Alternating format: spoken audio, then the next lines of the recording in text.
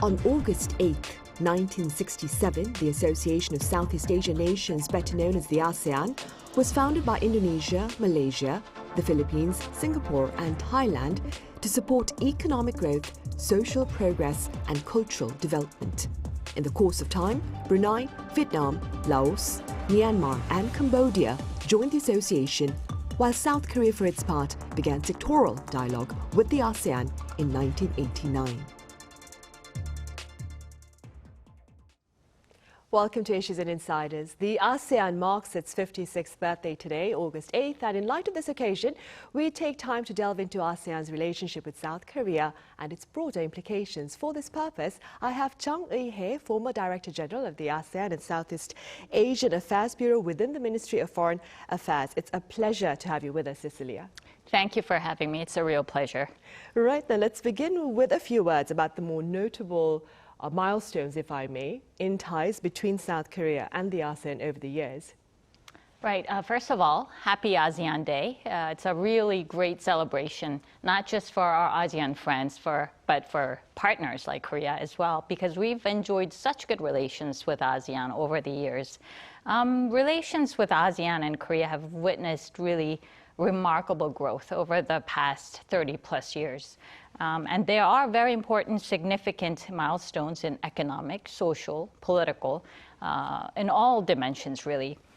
Let me just start with where we established our first formal relations with ASEAN.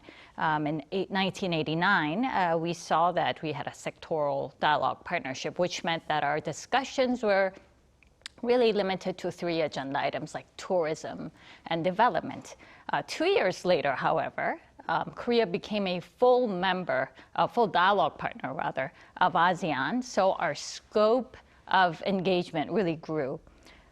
We saw another important milestone in 2010 when we became a strategic partner of ASEAN. That means that both sides felt it was really the relationship had reached a state of maturity where we could discuss everything together, even some of the more sensitive topics that we tended to shy away from in the past. And we began engaging at a more strategic level. In the economic sector, the FTA between ASEAN and Korea entered into force in 2010. So that was a really important year. And we see the outcome of this FTA over the years. Today, ASEAN and Korea enjoy a robust partnership, and we're continually deepening and expanding our relationship. And it's brought tremendous benefits to both sides, which we'll get into later. Now, we're at a stage where we're working toward a comprehensive strategic partnership, which is really the highest level of partnership that ASEAN countries enjoy with its dialogue partners. So these are some of the key formal milestones, and I know it doesn't mean much to the viewers when I put it like this, but the strides that we have made are really quite unprecedented. It's really impressive. In a little over 3 decades, we've managed to achieve really quite a bit, especially in the economic sector. Right, and that being said then, Cecilia, what is the importance of cooperation with the ASEAN for South Korea in terms of trade? Trade, or more broadly, economic cooperation, is where we see the most tangible and substantive progress in our relations, because the numbers really speak for themselves. If you look at our trade partnership, ASEAN is Korea's 2nd largest partner in trade, just right after China. And ASEAN is Korea's 3rd largest investment destination after the US and EU. And more Korean companies are really exploring opportunities to do business in the ASEAN region. And this is really impressive when you remember that back in 1989, when we started our sectoral dialogue partnership, our trade volume that year was $8 billion. Now it's a little shy of $200 billion, which is a 20+ fold increase. And so that's certainly an impressive figure. For ASEAN, ROK is its 5th largest trading partner and 7th largest source of foreign direct investment. So that is not an unimpressive number either. Well, numbers aside, what is really remarkable about this relationship is that the qualitative nature of our economic cooperation really underwent an evolution as ASEAN grew into this dynamic economic powerhouse. ASEAN is no longer just a production hub or manufacturing base for Korean companies. They are really a meaningful partner in their own right. And this change involves deeper economic integration. So we are collaborating more in trade, investment, technology transfers, innovation. And Korea's economic cooperation with ASEAN is increasingly geared toward tapping ASEAN's potential for joint ventures, knowledge sharing, and we do this in part to support ASEAN's continued growth as an economic powerhouse. Right, I see. So the importance of relationship with regard to the economy, it's quite clear, it's quite tangible, as you've given us the figures. And that being said then, and keeping in mind, of course, the geopolitical tensions in the region as we speak, what is the significance of bilateral ties between the ASEAN and South Korea in terms of security then? Right. This is where our progress could do better, because we did such a stellar job with our economic cooperation. I think we tend to say, well, you know, we've done great economically, but where are we in terms of our political security cooperation?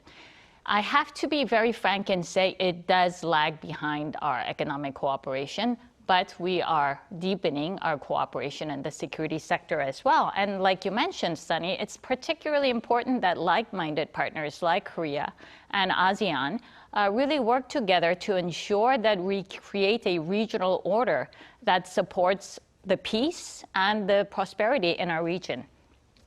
And so ASEAN and Korea we share a number of fundamental values, and there is a feeling, I believe, on both sides that we now need to explore untapped potential to enhance political security collaboration on top of our already excellent economic cooperation. And with this in mind, Korea and ASEAN held its first informal defense ministers dialogue 2 years ago to discuss regional security. And regional security encompasses a whole host of issues like maritime security, cybersecurity, climate change, environmental degradation, food security, counterterrorism. And the concept of security has become so expansive and inclusive that it encompasses emerging security threats that we simply cannot deal with alone. We need to partner with each other to really to deal with these issues. And what makes dealing with such threats so challenging is that they're interconnected and interdependent. Ultimately, even the success of our continuing economic cooperation will hinge very much on the ability of the two regions to work together in the political security domain. We understood this firsthand with the pandemic. What started as a horrible health crisis spilled over into the economic sector. It disrupted the regional and ultimately the global value chain. We saw the supply chain disrupted, destroyed, and we had to reformat it basically. So you see, the two are not mutually exclusive, and they actually go hand in hand. In the same vein, I think our region as a whole will never enjoy genuine lasting peace and security and prosperity as long as there are threats, traditional threats, such as North Korea's nuclear and ballistic missile programs, or tensions surrounding South China Sea. If these issues are not resolved, then we will really have a severe impediment to achieving the full potential of our partnership. So we really need to work together to manage and contribute to resolving these difficult security challenges. Right, of course. Unity against common concerns, a very important fact there, of course. We take a moment now then to share with you the thoughts of a scholar beyond our national borders regarding ASEAN's relationship with South Korea, of course. I have researcher Joanne Lin Wei Ling live on the line. Joanne, it's been a while. Welcome back. Thank you. Right, Joanne, first then, I hear the regional significance of the ASEAN was brought to greater light in the course of addressing the economic repercussions of COVID-19, which is something that Cecilia mentioned here in the studio. Could you tell us a bit more about that? Yes, first, thank you, Santi, for having me on the 56th ASEAN Day. And I believe that ASEAN has spared no efforts to address the economic fallout from the pandemic through various initiatives. So the ASEAN Comprehensive Recovery Framework and the Hanoi Plan of Action on strengthening economic cooperation and supply chain connectivity are really examples of a whole of ASEAN's approach to promote economic recovery following the pandemic. And I think these initiatives are also equipping the region with the long-term resiliency to face other emerging challenges and uncertainties, such as the war in Ukraine and the worsening US-China rivalry that is really threatening economic decoupling. So under Indonesia's chairmanship of ASEAN this year, priorities have been placed to recover and rebuild post-pandemic and to also enhance the growth potential of ASEAN, including through a robust digital economy. So ASEAN will be launching the negotiation of the ASEAN Digital Economy Framework Agreement this year, and the region has also advanced cross-border payment through QR code interoperability and also the promotion of a local currency. So there's a lot of things that the ASEAN is doing, and I do believe that the region will remain a bright spot due to its ability to recover swiftly. Right, indeed. And against that backdrop, Joanne, what would you say is the importance of South Korea for countries in Southeast Asia? South Korea is definitely an important dialogue partner for ASEAN and bilaterally with countries in Southeast Asia. So this is not just for development or ODA purposes, but for many other aspects, including security, trade and investment, tourism, promoting sustainability and people-to-people connectivity, as what Ms. Chung has also mentioned earlier. So we heard that the new Southern policy under previous President Moon had focused on practical and functional cooperation, which has led to very important tangible economic and social cultural benefits for ASEAN. So the ASEAN-Korea FTA, Free Trade Agreement, and the Regional Comprehensive Economic Partnership, for example, have certainly boosted the very high volume of bilateral trade between ASEAN and South Korea. And as we heard earlier, ASEAN is Korea's second largest trading partner, and Korea is the fourth largest for ASEAN, as what we have heard. And under President Yoon, the Korea-ASEAN Solidarity Initiative, KASI, announced last November would place more focus on security and strategic cooperation.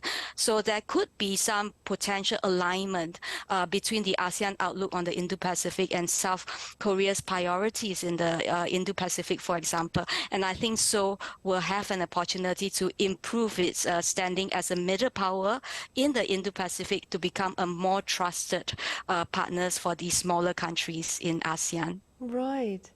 Joanne, an interesting survey, I believe, that was conducted last year, and do correct me if I'm wrong, by the ASEAN Korean Center showed that the youth in Southeast Asia have strong trust in South Korea. What are the broader implications of this particular finding? Yeah, that's an interesting survey which I have read. And I think it's good to know that youth in Southeast Asia have a positive trust perception of South Korea. And this is likely due to the economic benefits that's coming from Korea. But I guess apart from that, ASEAN youth could view that the expanding partnership with South Korea will help to reduce their country's dependency on the US and China, especially as the rivalry intensifies. And I guess another factor for the positive perception is the success of Korea's soft power, particularly through entertainment like the recent Blackpink concerts that we have in the region. It was also in Singapore. Culture, tourism, and various Korean products that we enjoy every day, like cosmetics, electronics, like Samsung, and of course the growing accessibility to Korean food in the region. So we can see that soft power is certainly a bright spot support in our relations that both sides can focus on. And activities like youth exchanges, internships, and scholarships will definitely help to promote better awareness of the partnership and to help bridge the gap in mutual perceptions. Right, indeed, of course. Joanne, earlier you talked about middle powers' role, and keeping that in mind then, what more can you tell us about the potential role that middle powers can play, especially amid the geopolitical tensions among the superpowers, so to speak? Yeah, middle power, they have an important role to play in hedging against the uncertainties of the US-China rivalry. They can actually serve as third parties to broaden ASEAN's strategic space and options to avoid having to choose between US or China. So middle powers like South Korea can help to reinforce an open, inclusive, rule-based regional architecture that really helps to uphold international law and multilateralism that are very important principles for ASEAN. So Korea can also play an important role by supporting ASEAN centrality in the region through dialogue and cooperation. I think both ASEAN and other middle powers can definitely have the agency in shaping the region's peace and prosperity through both strategic and functional cooperation. However, it will be important for this middle power like South Korea to engage with ASEAN and Southeast Asia based on merits and mutual benefits rather than through the lenses of major power rivalry. And I think should South Korea lean too closely to the US, for example, it might risk losing its credibility in hedging against the uncertainties of the US-China rivalry. Right, an interesting perspective, of course. Joanne, very briefly then, what more can Yes. Korea and the ASEAN do to strengthen their partnership amid the uncertainty that we face at the moment? Yeah, so ASEAN and South Korea will be adopting the ASEAN ROK joint statement on cooperation on the ASEAN outlook on the Indo-Pacific later this year. So ASEAN will appreciate Korea's support in implementing the outlook through concrete projects and activities in key areas such as maritime and economic cooperation, connectivity, and sustainable development. And I think Ms. Chung earlier has also mentioned a whole list of many other areas, so I'm not going to go into it. But on the strategic level, we understand that the US remains very important to South Korea. However, I think it is equally important for South Korea to find a balanced approach to support ASEAN's central role in the regional architecture apart from the US's initiatives. And I think support to ASEAN-led mechanisms such as the East Asia Summit, the ASEAN Plus 3, ASEAN Regional Forum, and the ASEAN Defense Ministers Meeting Plus will be important to promote a regional architecture that is inclusive and one that doesn't require choosing between US and China. And it might also signal South Korea's readiness to be a comprehensive strategic partner of ASEAN, and I'm really looking forward to that. Right, indeed. All right, Joanne, as always, thank you very much for your time and your thoughts. Thank you, Sanhee. It's my pleasure. Right. Well, back here in the studio then, Cecilia, this is something that Joanne mentioned earlier as well, Hallyu, well, content with regard to Korea's culture. What has been the broader impact of Korea's soft power with regard to Hallyu, of course, on its relationship with ASEAN, do you think? Well, I think the Korean wave, Hallyu's most important contribution to Korea's relationship with ASEAN is that it really endeared and familiarized all aspects of Korean culture to our ASEAN friends. From food, like Joanne mentioned, to fashion, cosmetics, K-pop, movies. Korea has really become a household name in many ASEAN countries. We also see, on the other hand, more students from ASEAN countries really responding to this boom and coming over to Korea to study, which is quite encouraging. We've seen the number really skyrocketing, and it's about a quarter of all foreign students studying in the higher institutions of learning are from our ASEAN friends, and that number is growing. And there is a lot of interest on the part of ASEAN to not just enjoy, but to emulate and figure out the secret of the popularity of Korean cultural products and see if they can do the same thing with their own culture. And so there are more people-to-people exchanges. And before the pandemic, actually, there were about 10 million visitors visiting each other from our two regions. That number has dipped because of the pandemic. It's bouncing back rapidly. And I believe that creative collaborations are happening now with our ASEAN partners through several projects, including in the movie industry. And I think this is always exciting because creative endeavors always give rise to something new and exciting. So we are seeing, girl group bands comprising of members from ASEAN countries. So this is very good to see. And when Koreans actually read and hear about the popularity of Korean culture in ASEAN, they in turn become more interested to find out more about the ASEAN countries as well. And as you know, ASEAN is very diverse. The culture is not homogeneous at all. You see really rich, diverse cultures from all 10 countries. And I think the Koreans so far have had very limited exposure to the ASEAN culture, but we really need to find out more the vibrancy and the diversity of ASEAN culture. I hope more of that can happen.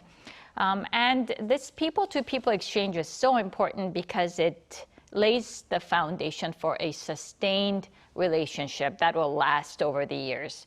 And I think that's something that Joanne alluded to as well. And so the popularity of the Korean culture definitely helps.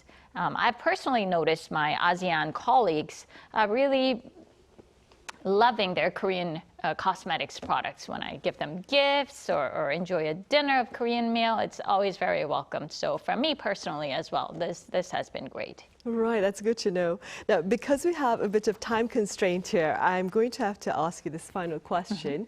Cecilia, our Joanne, she talked about the importance of balancing Korea's job, that is, to balance its ties with the ASEAN as well as its ties with its ally, the US. And that being said, in what direction, very briefly speaking, should Korea seek to steer its relationship with the ASEAN going forward? I think ASEAN and Korea as like-minded partners, hedging is becoming increasingly difficult. We're all in the similar situation. We do not seek to exclude any country, but we do need to stand firm on our principles to see a norms-based regional order here in our region, because that is the only thing that will guarantee our continued peace and prosperity. And Joanne mentioned the importance of Korea standing behind ASEAN centrality, and I'm all for it. In fact, when President Yoon unveiled the Korea-ASEAN Solidarity Initiative in Cambodia last year, we were very clear that we wholeheartedly support ASEAN centrality. That means we support a ASEAN-centered regional architecture, which they did a fantastic job of creating and maintaining, and that has contributed greatly to the peace and stability in the region. And the ASEAN outlook on the Indo-Pacific, that is ASEAN's declaration that they will be at the center of a regional order here in the region. And we will certainly continue to work with ASEAN to support the ASEAN centrality and their outlook on the Indo-Pacific based on values and shared principles. Right, of course, for the path to greater peace and prosperity across the globe then. All right, Cecilia, I'm afraid that's all the time we have for today. Thank you so much for your insights today. Thank you for having me. It was a pleasure. Right, well, that ends this edition of Issues and Insiders. Thank you for watching. Do join us again same time tomorrow, that is Wednesday.